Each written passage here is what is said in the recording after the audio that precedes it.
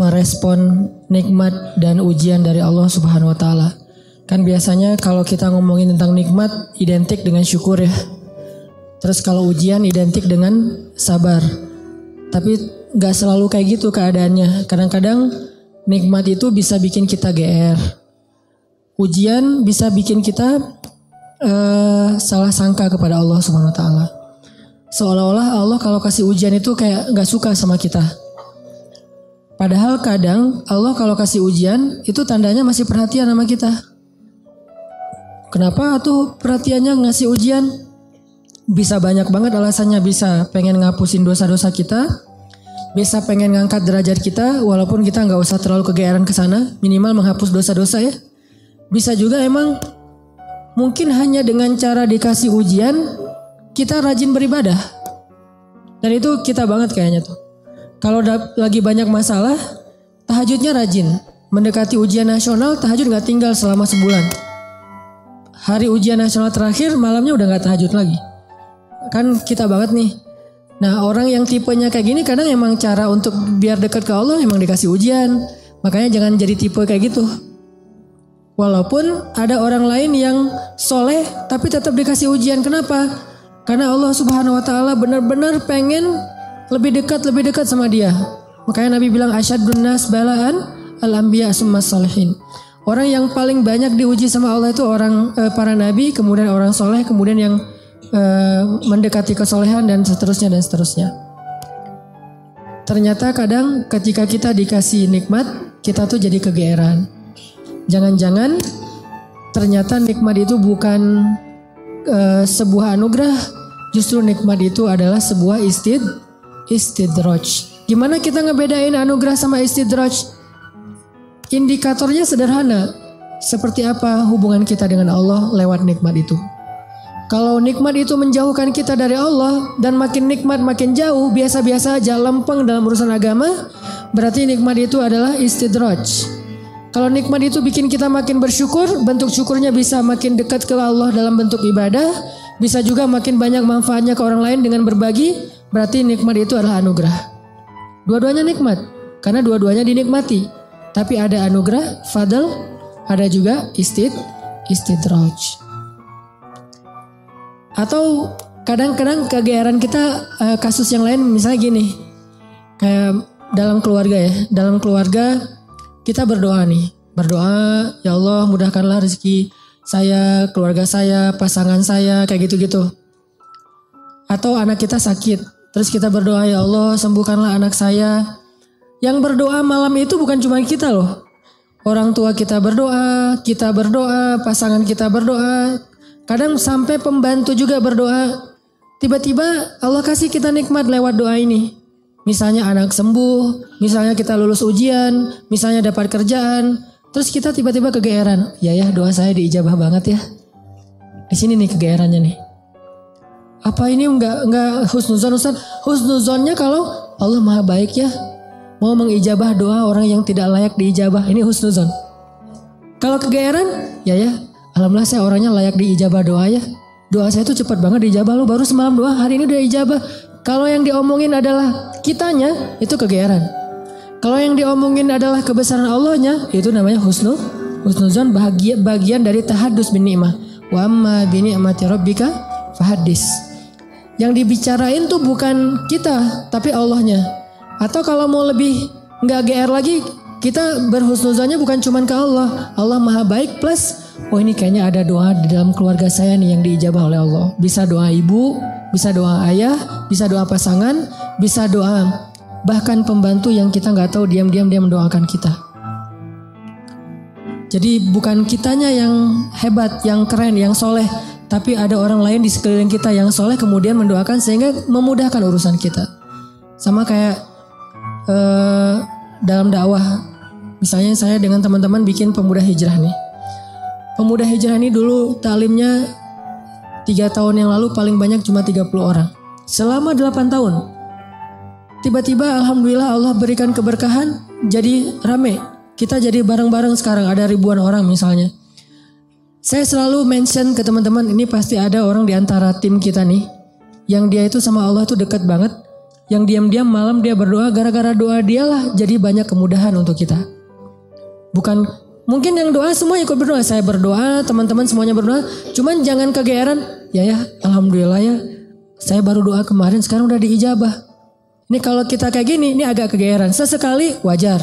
Kalau sering kali, ini nggak bagus. Bikin kita jadi ngerasa udah baik, udah soleh. Dan Allah mengatakan, fala tuzakku anfusakum. Jangan kalian menganggap diri kalian udah baik, soleh, suci. Huwa a'lamu bimanittaqo. Allah lebih tahulah siapa yang paling taat. Jadi teman-teman, kadang kayak gitu kegeerannya. Atau ada juga bentuk kegeerannya gini. Dia jomblo. Udah gitu ngelamar cewek hafizah 30 juz.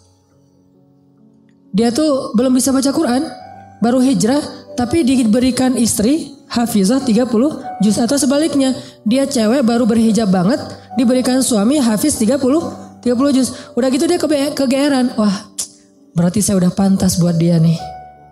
Atau dia pantas buat saya. Enggak, jangan-jangan Allah sengaja ngasih kita pasangan yang soleh banget karena cuma dia yang bisa menghijrahkan kita dan memperbaiki kita. Kalau dikasih yang tanggung-tanggung ntar lepas lagi nih. Makanya dikasih yang gak tanggung-tanggung. Sekalian aja yang paling soleh, yang paling taat, yang paling berwawasan agama luas sehingga kita disuruh belajar ke dia. Bisa kayak gitu. Padahal yang datang ke dia itu banyak. Ada yang sama-sama hafiz. Kenapa yang lebih baik dari kita hafiz gak diterima? Karena udah sama-sama soleh. Terus siapa lagi yang perlu diperbaiki kan? Bisa jadi kita justru ketemu dengan orang yang keren karena Allah pengen memperbaiki kita dengan orang itu, lewat orang itu. Ini biar kita gak kegeeran. Ustadz, kenapa sih harus gitu-gitu amat?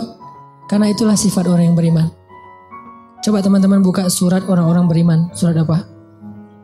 Al-Mu'minun. Surat orang-orang beriman. Surat 23 ayat 60. Itu sifat orang yang beriman.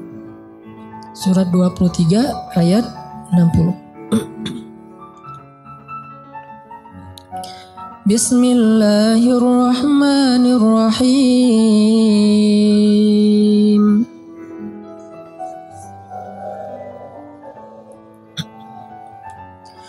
وَالَّذِينَ يُؤْتُونَ مَا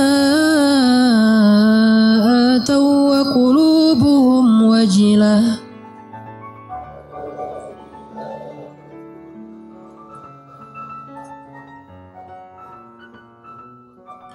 وَقُلُوبُهُمْ وَجِلَةٌ أَنَّهُمْ إِلَى رَبِّهِمْ رَاجِعُونَ.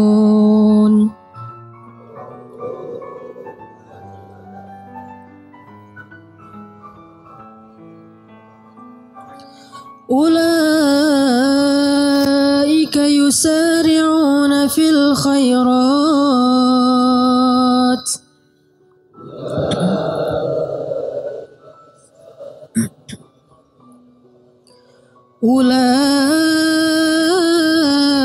يسارعون في الخيرات وهم لها سابقون.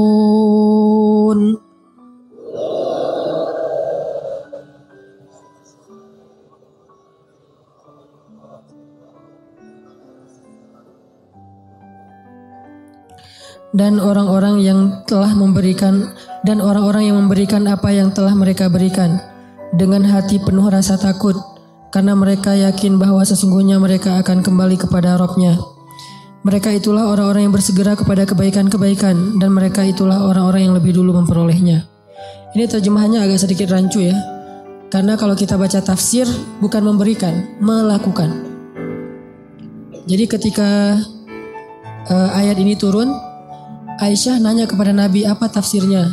Walladzina yu'tuna ma atau wa qulubuhum wajilah. Dan orang-orang yang telah memberikan apa yang mereka telah berikan sedangkan hati mereka masih merasa takut. Aisyah nanya, maksudnya apa ya Rasulullah? Kenapa mereka takut? Apakah mereka melakukan dosa-dosa? Apakah mereka bermaksiat sehingga mereka menjadi takut? Kata Nabi, bukan.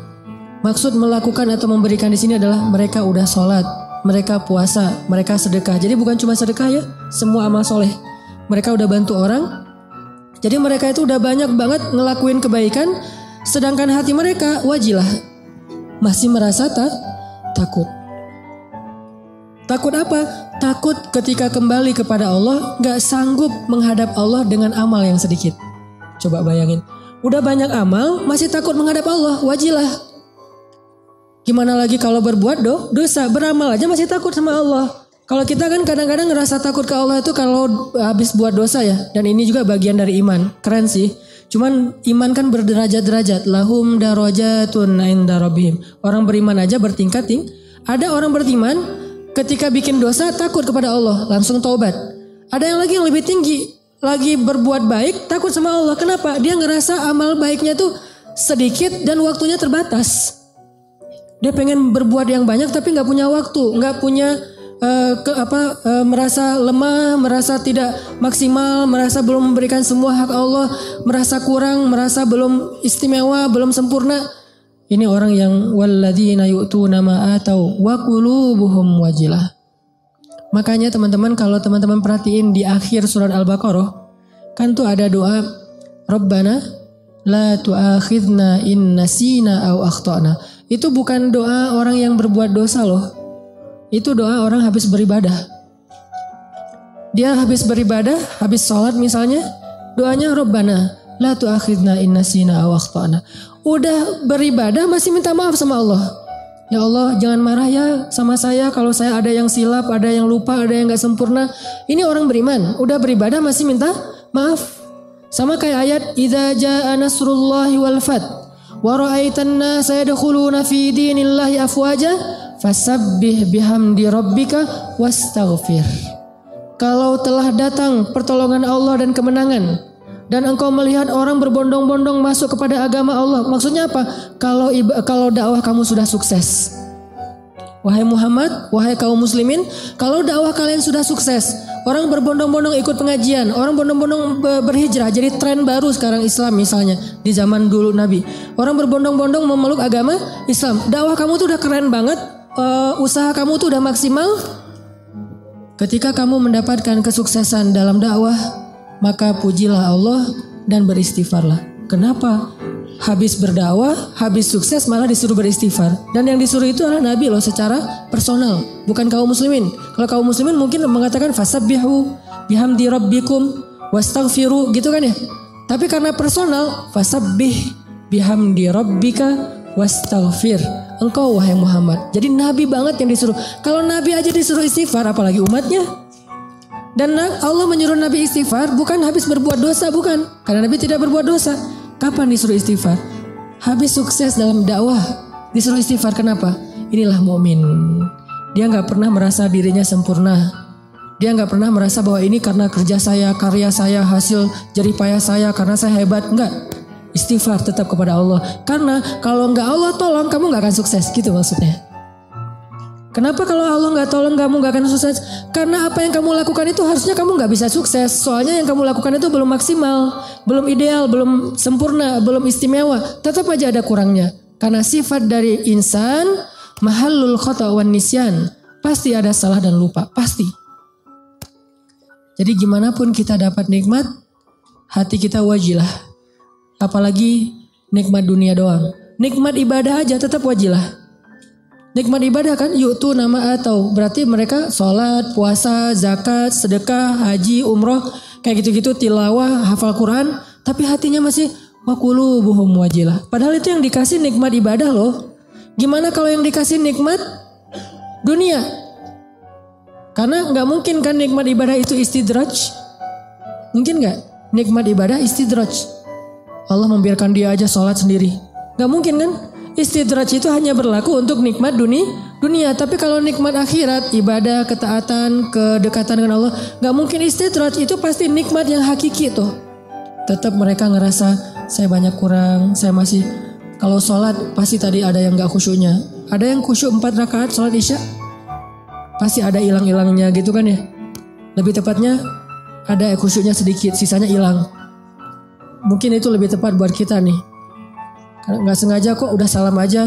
Atau tadi sujudnya 2 kali apa sekali ya. Tadi saya ruku gak sih? Apalagi kalau sholat sendiri tuh. Pas udah sujud, tadi saya ruku gak sih? Kan suka gitu tuh. Pas udah berdiri, tadi saya tahiyat gak sih? Atau langsung dari sujud langsung berdiri. Kan suka gitu. Salam, tadi saya syahadatan gak ya? Jangan-jangan langsung Allahumma sholli ala sayyidina Muhammad. Assalamualaikum. Pas berdiri, tadi saya baca Al-Fatihah gak ya? udah mau ruku aja suka gitu. Berarti banyak kurangnya dalam ibadah kita. Tilawah juga gitu, pasti banyak baca yang salah. Jangan-jangan salah huruf, salah makna harusnya dosa. Puasa juga gitu, gak bisa jaga pandangan.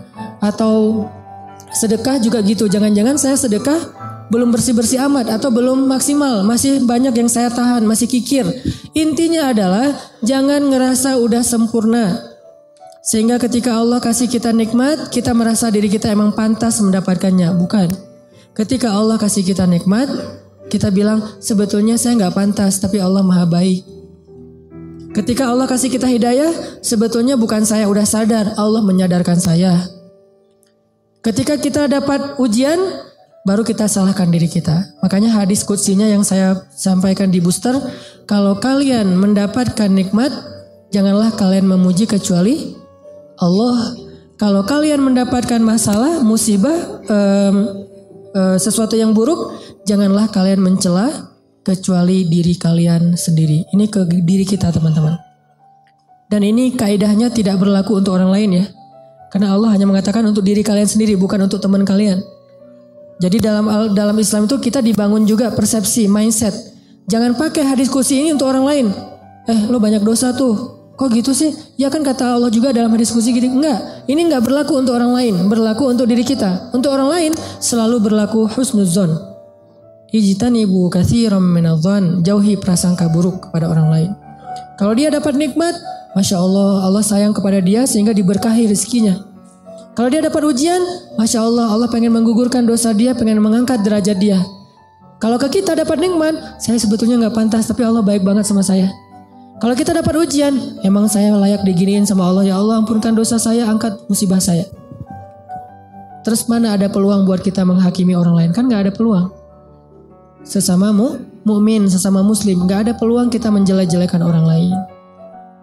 Nah, kalau teman-teman perhatikan di surat Al-Mu'minun yang ayat 60 tadi, coba mundur beberapa ayat 55, itu jelas banget.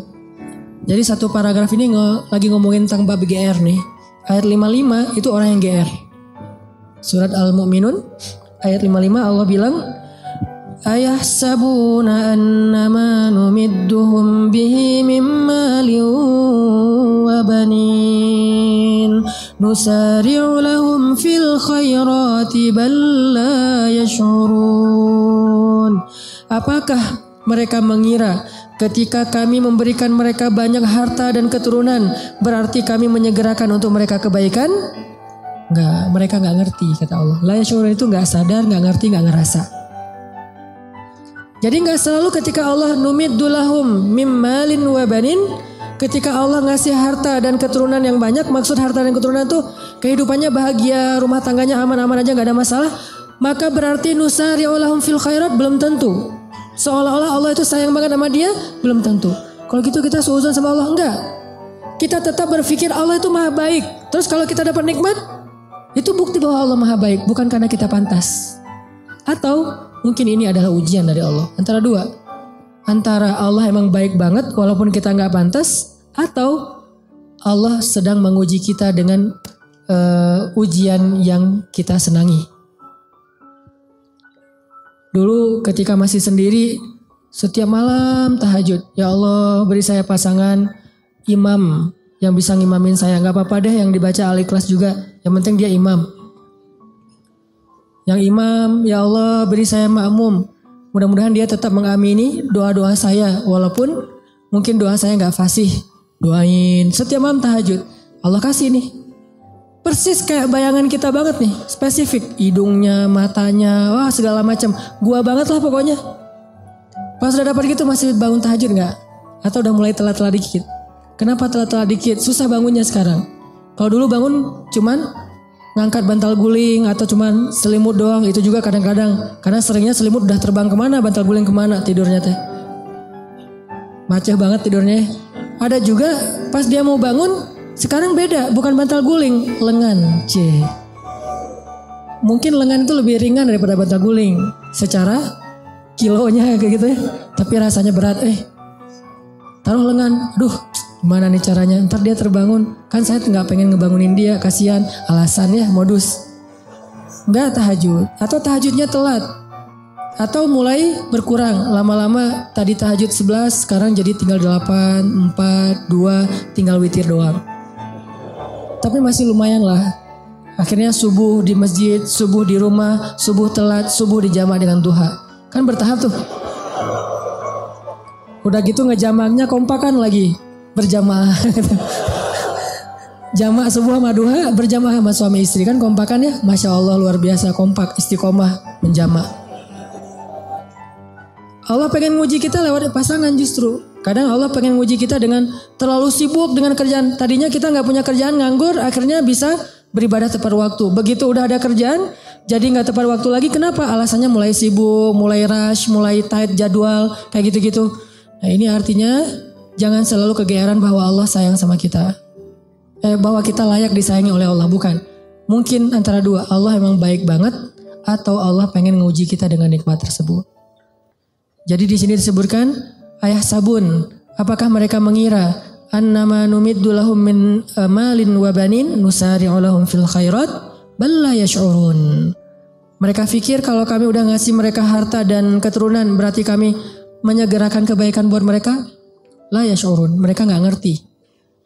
Justru orang beriman di ayat berikutnya disebutkan walladzina yu'tuna ma ataw wa qulubuhum wajilah annahum ila rabbihim raji'un.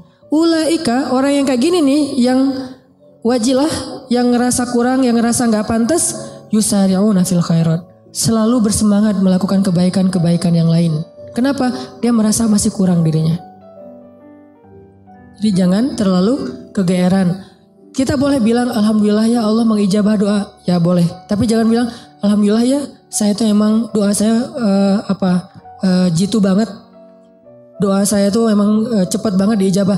Jangan sebutkan saya sama sekali. Kalau dalam kebaikan. Ini kita belajar bertahap. Kadang-kadang gak nyebutin di lisan, tapi di hati.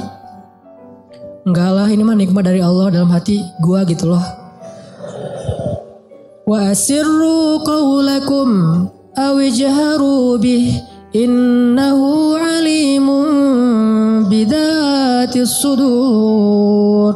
Kalian rahasiakan ucapan kalian di hati atau kalian tampakkan dengan lisan, Allah Maha tahu apa yang ada di dalam dada kalian.